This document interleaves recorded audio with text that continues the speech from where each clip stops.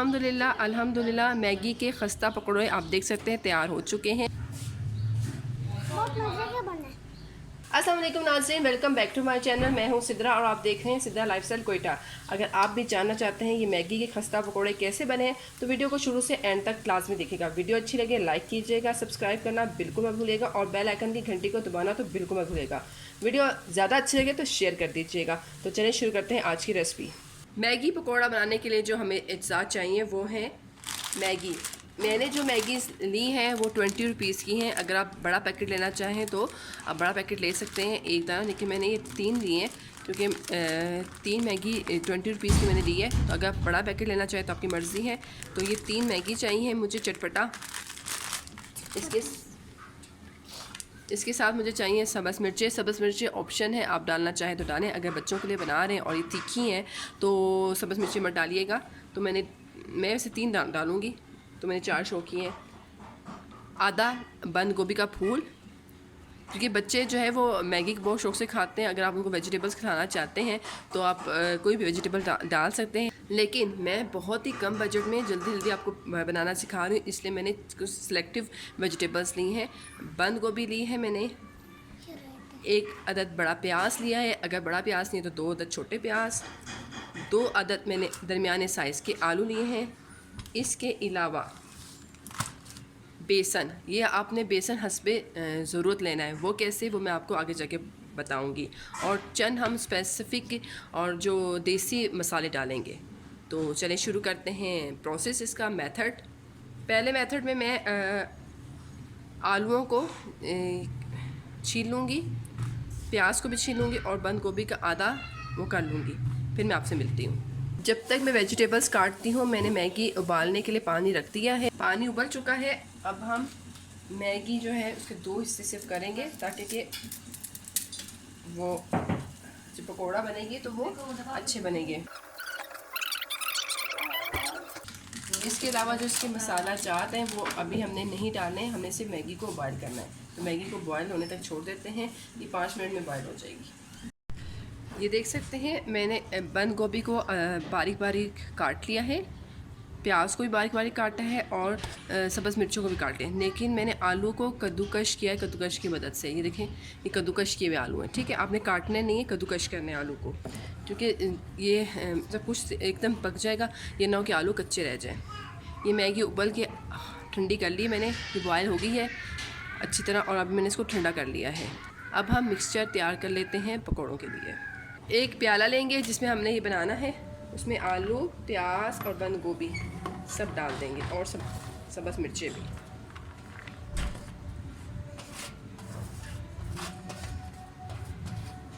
सब कुछ डाल दिया है। इसी में हम डाल देंगे उबले हुए नूडल्स। अब पहले इनको हाथ की मदद से अच्छे से मिक्स करेंगे।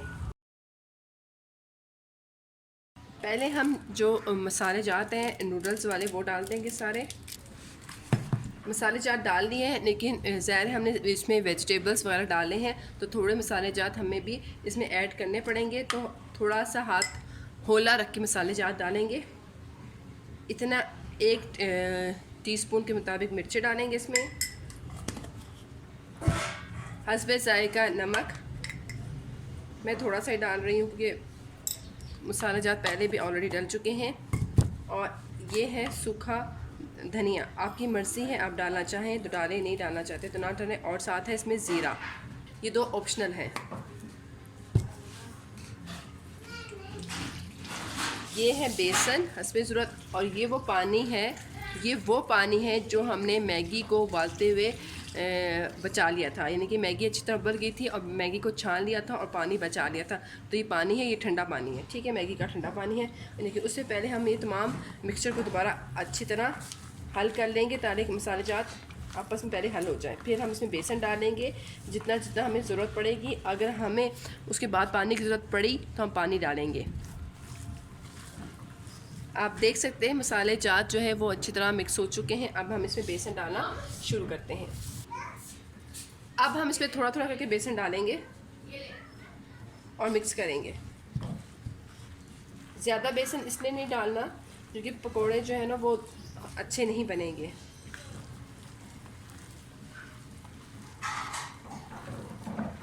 क्योंकि प्याज और आलू का पानी अपना भी होगा, तो इसलिए आपको ज़्यादा पानी ज़रूरत नहीं पड़ेगी डालने की। हम थोड़ा सा पानी मैगी वाला डालेंगे।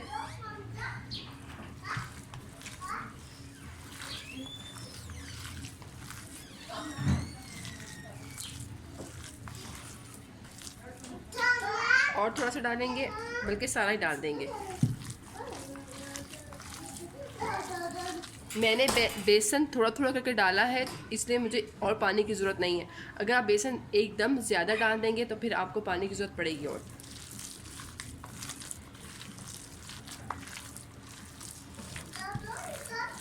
अगर गलती से पानी ज़्यादा डल जाए तो बेसन ज़्यादा डालिएगा, लेकिन फिर वो पकोड़े अच्छे नहीं बनेंगे। इसलिए हर चीज़ को थोड़ा थोड़ा करके डालिएगा। जितनी चीज़ें होंगी उसके मुताबिक ही थोड़ी थोड़ी चीज़ें डालिएगा, क्योंकि प्याज और आलू का अपना पानी भी निकलेगा। इसलिए हमने बेसन थोड़ा एहतियात से डालना है। अगर ज़्यादा डालेंगे तो हमें एक्स्ट्रा पानी की ज़रूरत पड़ेगी।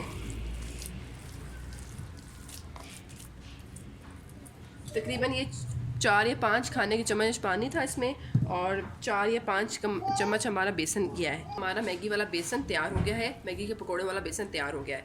इतना ही आपको बनाना है, ज़्यादा बेसन डालना है और ना ही ज़्यादा पानी डालना है।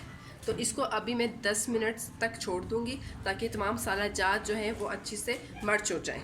तो अभी मैं छोड़ दूँगी, उसके बाद इसको मैं तलूँगी। ऑयल गर्म मेरा हो चुका है और 10 से 15 मिनट इसको हो गए। अब मैं पकौड़े इसमें डालना शुरू करती हूँ।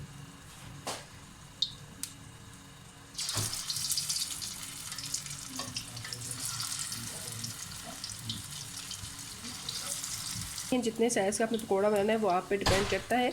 वो खुद ब खुद इतना पकोड़ा बन जाएगा, ना ये बिखर रहा है ना कुछ हो रहा है। तो आप देखें, मैं डाल रही हूँ, ना ही बिखर रहा है ना कुछ हो रहा है। तो इसका मतलब है मेरा बेसन बिल्कुल सही बना है मिक्सचर इसका।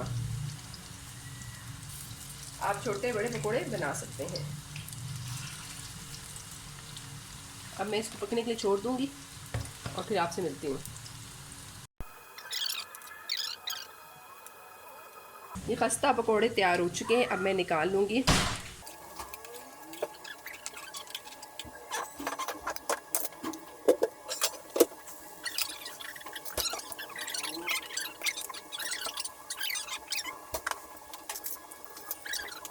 अल्हम्दुलिल्लाह मैगी के खस्ता पकौड़े आप देख सकते हैं तैयार हो चुके हैं। ये थोड़े से तैयार हुए थे, बाकी आपके सामने मैंने डाले हैं, वो तैयार हो रहे हैं। लेकिन मगरिब का टाइम होने वाला था तो जल्दी जल्दी से मैंने तैयार किया, बाकी क्योंकि मैंने बाकी भी पकौड़े बनाने थे। तो उम्मीद करती हूँ आज की वीडियो और रेसिपी पसंद आएगी। वीडियो अच्छी लगी तो लाइक कीजिएगा, शेयर कीजिएगा और अपने प्यारों से ज़रूर इस वीडियो को शेयर कीजिएगा। और अगर अब तक आपने मेरे चैनल को सब्सक्राइब नहीं किया तो सब्सक्राइब कर लें और बेल आइकन की घंटी को ज़रूर दबाइएगा। नेक्स्ट वीडियो तक अल्लाह हाफिज़। अब तो मैं पकौड़े खा के बताओ कैसे बने हैं। बहुत मजे के बने। बहुत अच्छे लगे तो बोलो, हमारे चैनल को सब्सक्राइब करो, लाइक करो एंड शेयर करो।